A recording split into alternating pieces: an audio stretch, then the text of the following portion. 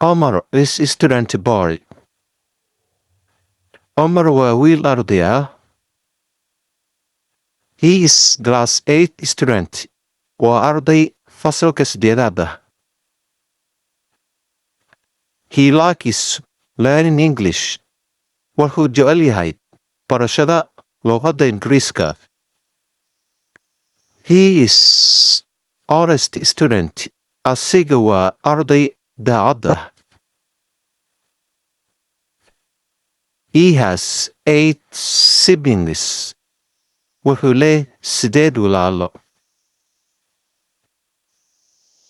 4 brothers and 4 sisters. 4 wiil walaalo iyo 4 gabdhood walaala.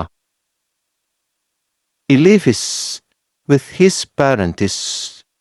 Wuxuu la nool yahay waalidiintiisa. He prays with his friends. Wuxuu la ciyaaraa saaxiibadiis Thursday and Friday, Khamiis iyo Jimco. His favorite food is rice and chicken. Cuntada uu ugu jecel yahay waa bariis iyo chicken. He wakes up early in the morning. Hurdada wuxuu ka soo toosaa aroorta hore ee subaxdii. He prays the 5 daily prayers. Wuxuu dukadaa 5 waqti ee salaada. He prays the 5 daily prayers. Wuxuu dukadaa 5 waqti ee salaada. He likes his religion. Wuxuu jecel yahay diintiisa. Because he is Muslim.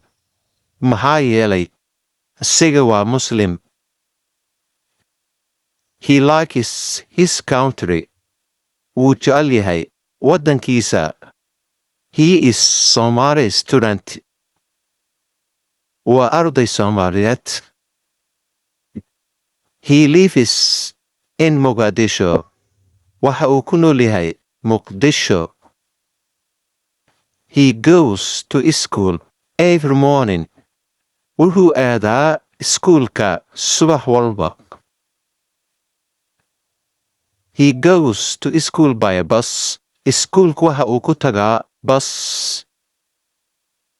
Omar is never late for school. Omar iskuulka kama daaho. Omar keeps track of school time. Omar wuu ilaaliyaa waqtiga iskuulka. He is good student. Isaga waa arday wanaagsan. He has good manner. Wuxuu leeyahay akhlaaq wanaagsan. He respects his parents and his teachers. Wuu xushmeeyaa waalidiintiisa iyo macallimiintiisa. Omar reads his lessons every day. Omar wuu akhriyaa casharadiisa maalin walba. He is honest student. Isaga waa arday daacad ah. He has a big dreams.